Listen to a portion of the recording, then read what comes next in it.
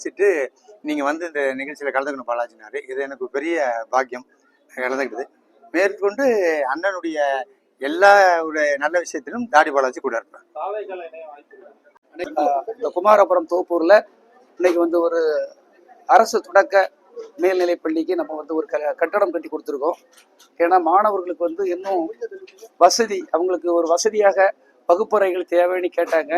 அவங்க வந்து மரத்தடியிலையும் வேற அவங்களுக்கு சரியான இடங்கள் இல்லாதனால, போதிய வசதி இல்லாதனால கஷ்டப்பட்டுட்டு இருக்கவங்களுக்கு இதை கட்டி கொடுத்தா ரொம்ப நல்லா இருக்கும் அப்படின்னு நாங்கள் கட்டி கொடுக்கணும்னு கேட்டாங்க. அந்த கோரிக்கையை நிறைவேற்றி நாங்கள் இன்னைக்கு கட்டி முடிச்சிருக்கோம். பெரியவங்கெல்லாம் வந்திருக்காங்க.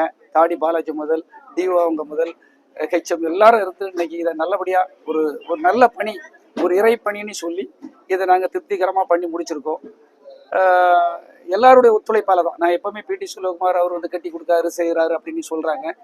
எல்லாரும் எனக்கு அணில் மாதிரி ஏதோ ஒரு வகையில் உதவி செய்ததுனால தான் நான் இப்படி நிற்க முடியுது. தனி மனிதரால் எப்பவுமே பண்ண முடியாது. அனைவருக்கும் இந்த நேரத்தில் அந்த ஊர் மக்களாக இருக்கட்டும், ஊர் தலைவர்களாக இருக்கட்டும், தலைமை ஆசிரியர்கள், ஆசிரியர் பெருமக்கள் எல்லோருக்கும் இந்த நேரத்தில் அதேமாதிரி ஐயா பாலபிரஜாதி அடிகளார் அவர்கள் வருகை தந்திருந்தாங்க. ஐயாவை காணலன்னு நினைக்கிறேன், அவர் போயிட்டாரு. எல்லோருக்குமே இந்த நேரத்தில் நான் வந்து ஒரு நன்றியும் பாராட்டுகளையும் தெரிவிக்க கடமைப்பட்டிருக்கேன். அதே மாதிரி என் தம்பி மாதிரி ஆரம்பத்திலேருந்து என் கூட நாங்கள் எல்லாம் ஒன்றா பயணப்பட்டவர்கள்.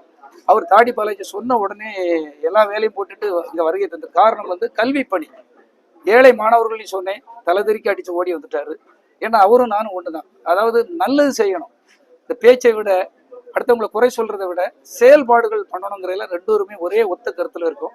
அதனால அவரும் இங்கே வருகை தந்திருக்கிறாரு. எல்லோருக்கும் நன்றி. வேற ஏதாவது கேட்கணும் கேளுங்க. என்னமா கேளுங்க. யார்கிட்ட கேட்குறீங்க? அவர்கிட்ட